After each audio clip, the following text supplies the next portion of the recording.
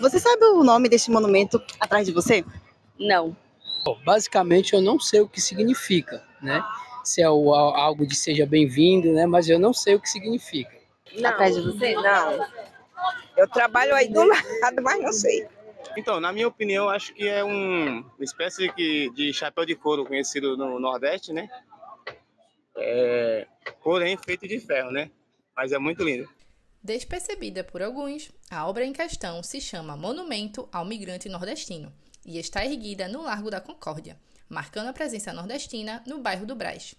Feita pelo arquiteto Marcos Carton e inaugurada em 2010, trata-se de uma escultura de aço com mais de 10 metros de comprimento e 5 de altura, no formato de um chapéu de couro, em homenagem aos migrantes que ajudaram a construir a metrópole. Mas o espaço também celebra a presença de nordestinos aqui na cidade de São Paulo, que é apresentado por meio de manifestações culturais, como gastronomia, música, festas e artesanato. E tudo isso contribui para a construção da identidade nordestina na cidade.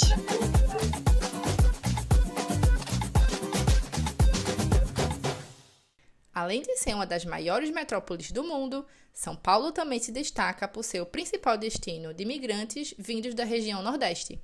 Segundo dados do censo de 2010 do IBGE, dos 2.361.871 migrantes na cidade, os nordestinos equivaliam a 1.701.793, cerca de 72% da população.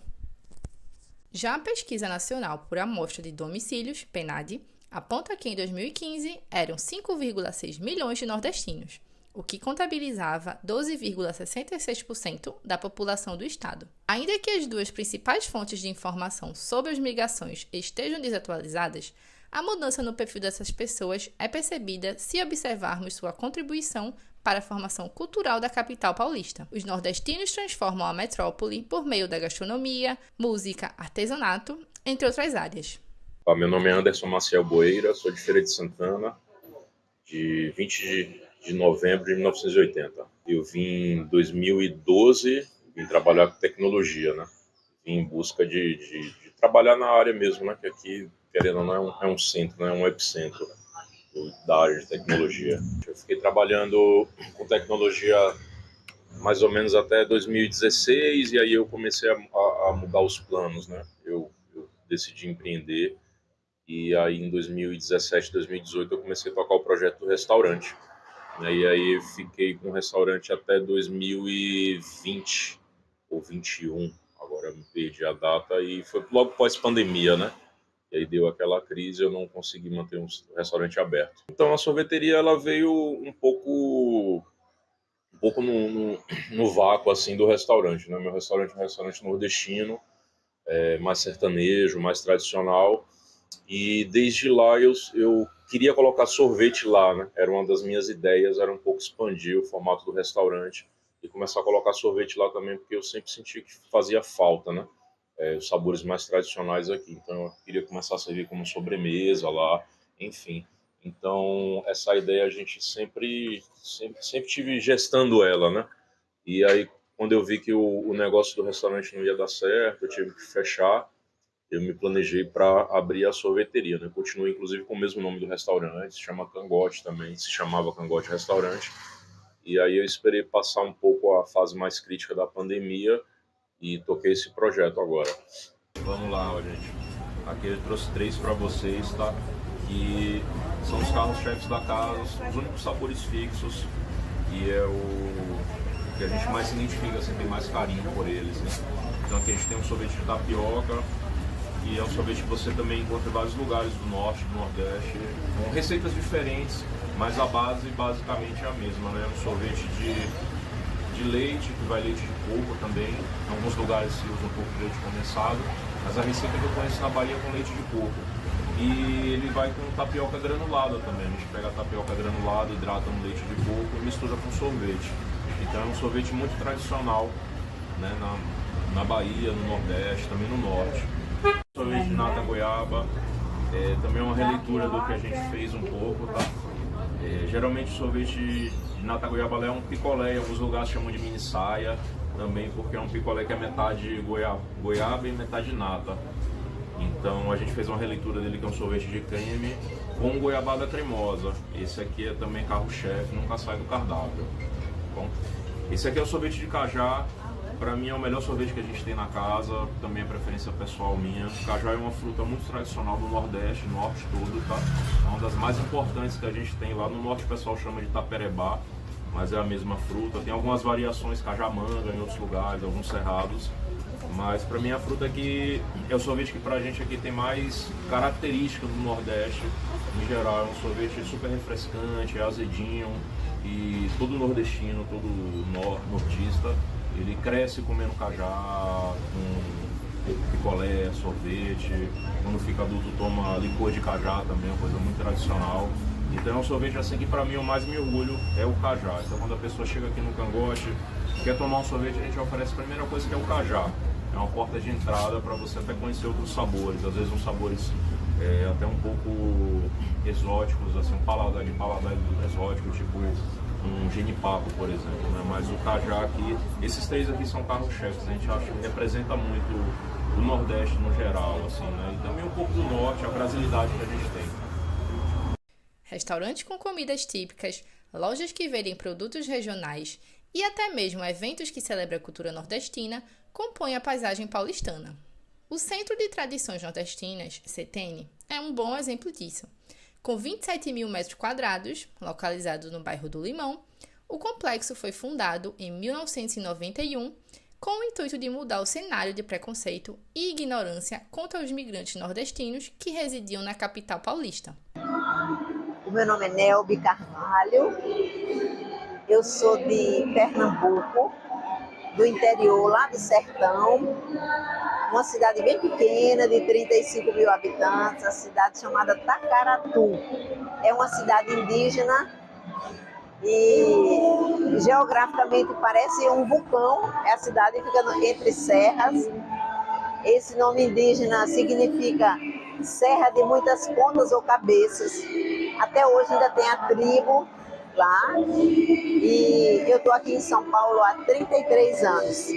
Eu vim para São Paulo fazer uma pós-graduação, eu já tinha feito faculdade em Recife, apesar de ter nascido no sertão, como antigamente no interior não tinha faculdade, a gente tinha que migrar para a capital para fazer faculdade. E aí eu morei 16 anos em Recife, com colégio e faculdade, e depois eu vim para São Paulo para fazer uma pós-graduação. E eu vim aqui fazer uma pós-graduação de administração, de RH, e eu já trabalhava na área de recursos humanos. Depois eu fiz administração de empresas e fiz também a outra pós de administração. Hoje eu estou aposentada, aliás, depois de 27 anos em São Paulo, eu já estava aposentando e recebi uma proposta de criar alguma arte para souvenir de São Paulo. Então, no primeiro momento, eu comecei fazendo caixas em preto e branco, com fotos antigas de São Paulo em preto e branco. E depois, com o tempo, eu fui convidada para vir expor aqui no Centro de Tradições Nordestinas. Aqui é um lugar onde é uma referência de encontro, é uma referência do Nordeste, apesar de ter toda a influência do Sudeste, mas eu diria que uma concentração da bagagem nordestina na música, na gastronomia, na cultura do modo geral. Então, aqui eu fui desenvolvendo mais o meu trabalho especificamente.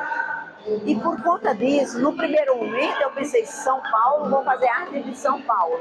Só que eu fui sentindo a necessidade de trazer as coisas do Nordeste. É um acalanto de saudade, é um aconchego, e resgata a memória, a história. Então, na minha loja, 90% da arte é feita por mim. Eu procuro trazer o que eu não consigo fazer, eu procuro trazer de algum artesão nordestino para fazer isso valer.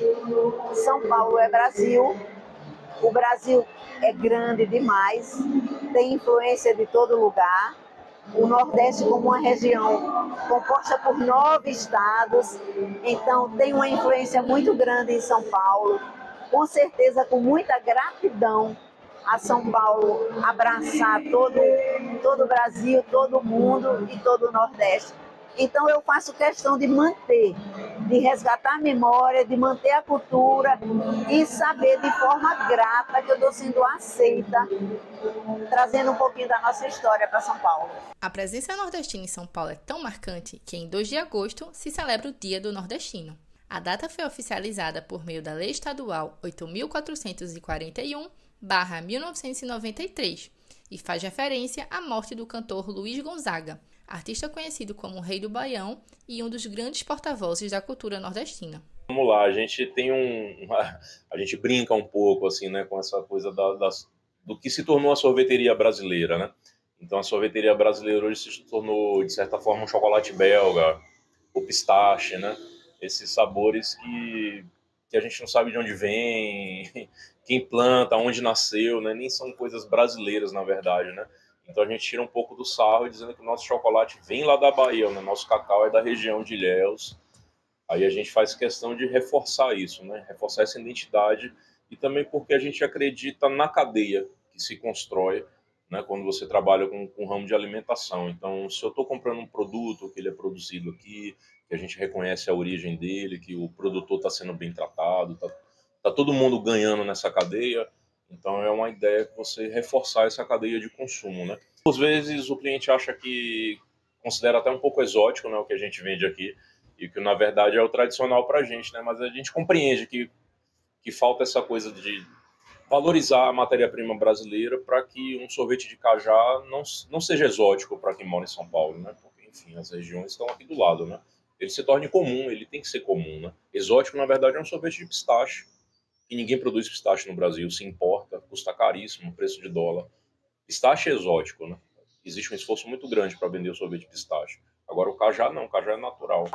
Em São Paulo tem algumas, como na literatura, tem as influências, desde a literatura de cordel, que tem uma influência, às vezes, da colonização, uma linguagem coloquial da região, às vezes uma linguagem mais rebuscada pela influência do francês, do latim.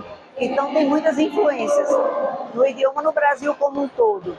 Lá a gente diz que tem algumas coisas que a gente fala, o oxente, que é o gente, né? Como tem o forró, que era foral, que é para todos, pelas influências. Em Recife especificamente tem o vice. Vice é um vício de linguagem também que tem. E no Nordeste inteiro tem sinônimos e sinônimos, né, de idioma. Às vezes é aquele idioma que é meio, eu diria que mal, com uso mal feito, não sabe nem por que está falando, mas são palavras que a gente vai usando de acordo com o momento. Antigamente não existia a palavra ícone. Hoje é a coisa mais comum do mundo dizer fulano é um ícone na história. Então são coisas que são usadas pela região, pelo momento da evolução. Quando a Bíblia foi escrita, o primeiro livro foi escrito 80 anos depois da morte de Jesus. Então você imagina você hoje contar um livro, escrever um livro, contando fatos de 80 anos atrás.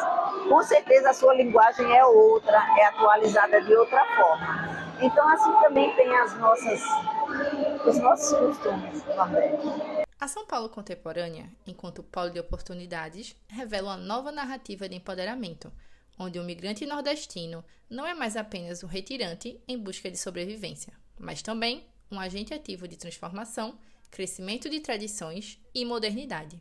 Assim, a obra de Cândido Portinari, ao refletir a condição histórica de sofrimento, nos faz questionar e valorizar a ressignificação dessa trajetória no presente. A presença dos nordestinos é uma parte importante da história de São Paulo, que merece ser celebrada sem preconceitos e estereótipos.